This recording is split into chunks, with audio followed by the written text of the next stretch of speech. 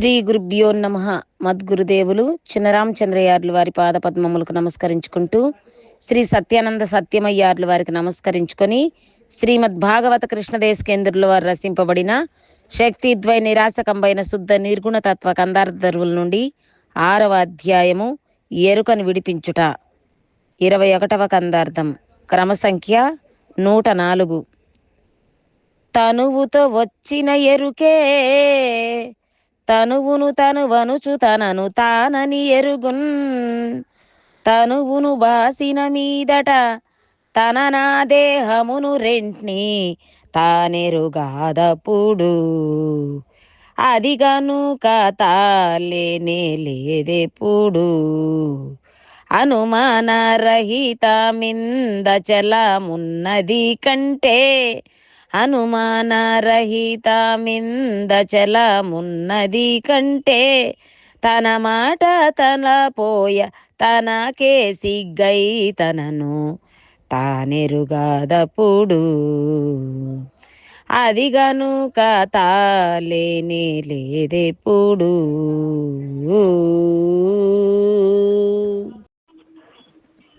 శ్రీ గురుభ్యో నమ. మా గురుదేవులు శ్రీ శ్రీ పరమానంద శంకర నారాయణ స్వామి వారి పాదపద్మములకు నమస్కరించుకుంటూ, శ్రీమద్ భాగవత కృష్ణదేశకేంద్ర ప్రభువులచే విరచితమైన శక్తిద్వయ నిరాశకమైన శుద్ధ నిర్గుణ తత్వ కందార్థ దరువులు 6వ అధ్యాయము నుండి మనము అంటే ఎరుకను విడిపించుటలో 21వ కందార్థాన్ని విచారించుకుంటున్నాం. అంటే క్రమసంఖ్య 104. క్రిందటి కందార్థంలో తొర్రలు 9 గల మేన్ మర్రి, ఈ శరీరమును 9 తొర్రలు గల మర్రి చెట్టుతో పోల్చారు. 9 రంధ్రములు కలిగి ఉన్ని, 2 చెవులు, 2 కండ్లు, నోరు, ముక్కు, మూత్రస్థానము, గుదము, ఇక బ్రహ్మరంధ్రము, ఇంకా కొన్ని దాండ్లలో అంటే కొన్ని చోట్ల బ్రహ్మరంధ్రము ఇది నాభి అని, కొన్ని చోట్ల సహస్రారము అని, కొన్ని చోట్ల చెప్పబడినది. అయితే శరీరము మర్రి చెట్టుతో పోల్చబడినది. ఇక్కడ మర్రి ఊడలో దింపుకొనుచు తన అస్తిత్వమును శాశ్వతపరుచుకొనుచుండును. అట్లే శరీరము నాది నేను అను అభిమానం పెంచుకుంటూ ఆ జన్మ జన్మలకైనను ఏదో ఒక శరీరముతో నశించక నిలబడుచున్నది.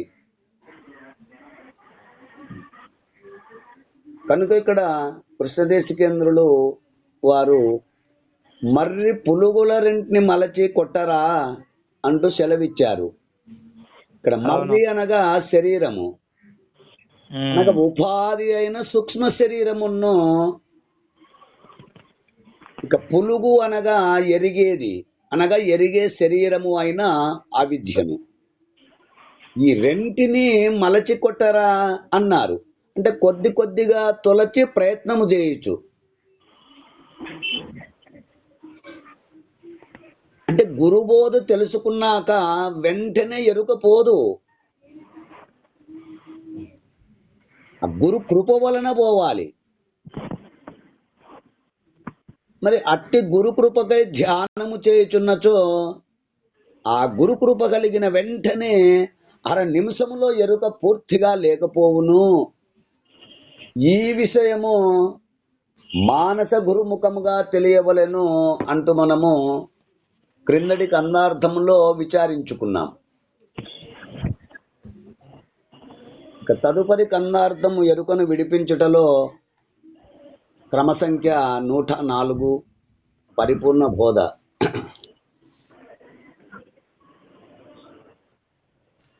తనువుతో వచ్చిన ఎరుకే తనువనుచు తనను తానని ఎరుగున్, తనువును భాసిన మీదట తన నా దేహమును రెంట్ని తానెరుగాదప్పుడు అదిగను కాతాలేని లేదెప్పుడు అనుమాన రహితామింద చలామున్నది కంటే తన మాట తలపోయ తనకే సిగ్గయి తనను తానెరుగాదప్పుడు అది గనుక తాలేనే లేదెప్పుడు.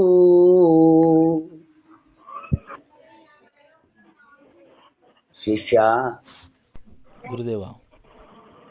తనువుతో వచ్చిన ఎరుకే అంటే ఆ శరీరముతో పాటు ఉత్పన్నమవుతున్న గుర్తు.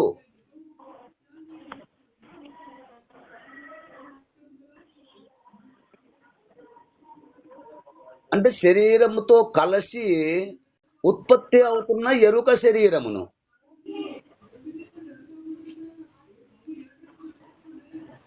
తనువును తనువనుచు ఆ శరీరమును ఆ శరీరముగా కేటాయించి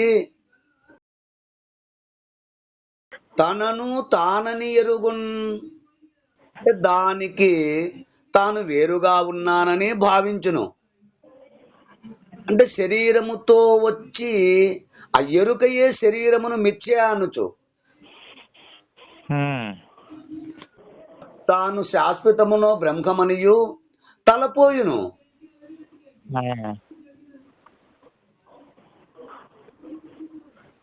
శరీరముతో వచ్చి ఆ ఎరుకయే ఆ శరీరమును మిథ్య అనుచు తాను శాశ్వతమైన బ్రహ్మమనియు తలపోయును. తనువును భాషిన మీదట అంటే ఆ ఎరుక శరీరమును విడిచిపెట్టిన మీదట, ఆ ఎరుక శరీరమును విడిచిపెట్టిన మీదట తన నా దేహమును రెంటిని తానెరుగదప్పుడు ఇక శరీరమును తాను వేరుగా గుర్తించుచున్న ఎరుక లేకపోయిన పిదప అంటే తనను గాని శరీరమును గాని ఎరిగే లక్షణము లేదు. అది గనుక అందుచేత అంటే ఆ విధంగా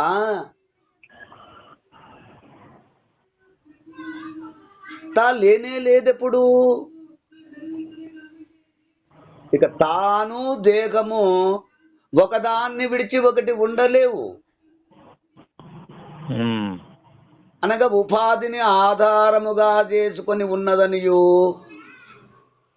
కనుక అనుమాన రహితమిన్న అచలమున్నది కంటే అచల పరిపూర్ణము ఉన్నదని దాని యందు గుర్తెరిగే తాను అంటే తెలుసుకునే ఎరుక లేనిదని ఆ శరీరము వంటిదే ఎరుక అనియు ఈ శరీరము వలనే ఎరుక కూడా మిథ్యాస్వరూపమనియు అదృఢపరుచుకున్న మీదట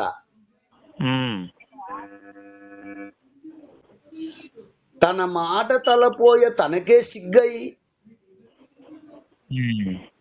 దృఢపరుచుకున్న మీదట తన మాట తలపోయ తనకే సిగ్గై అంటే తన ఉనికిని గూర్చి తాను ఊహించుకొని సిగ్గుపడి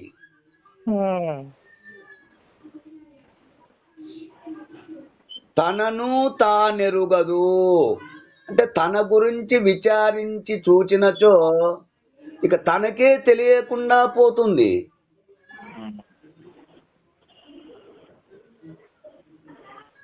ఇక్కడ ఈ కందార్థంలో అనుమానరహితమిన్న అచలమున్నది కంటే అన్నారు. అంటే ఈ శరీరమునందే ఆ హృదయ స్థానమున అవిద్యయందు ఆ పరిపూర్ణము యొక్క ప్రతిబింబము ఉన్నదని ఆ ఎరిగే ఎరుక అయిన అవిద్యా ప్రతిబింబ చైతన్యమును has put ఆ your Guru call on కృపచే hold. చూచినచో Please అవిద్య అనే ఎరిగే ఎరుక లేకుండా పోవును. ఇక అవిద్య పోయినచో అందరి ప్రతిబింబము కూడా లేకుండా పోవును. ఇదే అనుమాన రహితము. అవ్యష్టియందు ఎవరి తనువు అనగా దేహము వారిదే గాని అందరి తనువులు ఒకటి కాదు. ఒకటే అయితే ఒక శరీరానికి గలుగు సుఖ దుఃఖాలు అన్ని శరీరాలకు ఏకకాలమందే రావాలి. అంతేకాదు అన్ని శరీరాలు ఒకేసారి పుట్టాలి, ఒకేసారి చావాలి.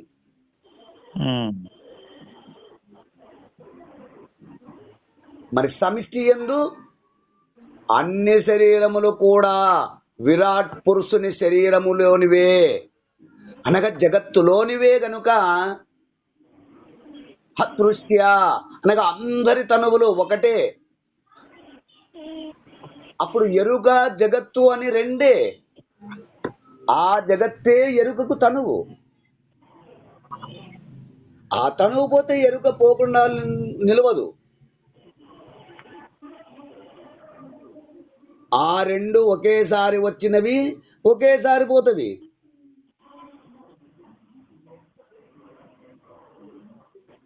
జగత్ మాత్రం పోయింది, ఎరుక శాశ్వతంగా ఉంటుంది అని చెప్పరాదు.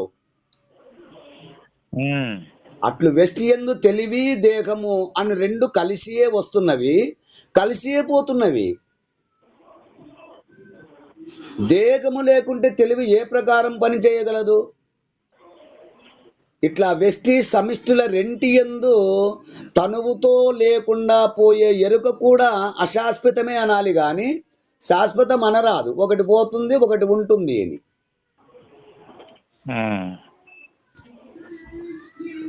అంటూ మనకు ఈ కందార్థము ద్వారా వివరణను అందిస్తున్నారు. ఈ కందార్థ భావాన్ని మీరు కూడా అందుకుంటారని కోరుకుంటూ, ఇంకా మీ గురువు ద్వారా ఈ కందార్థ భావాన్ని వివరంగా విచారించుకుంటారని తెలియజేస్తూ జై గురుదేవ. జై గురుదేవ. జై గురుదేవ. జై గురుదేవ.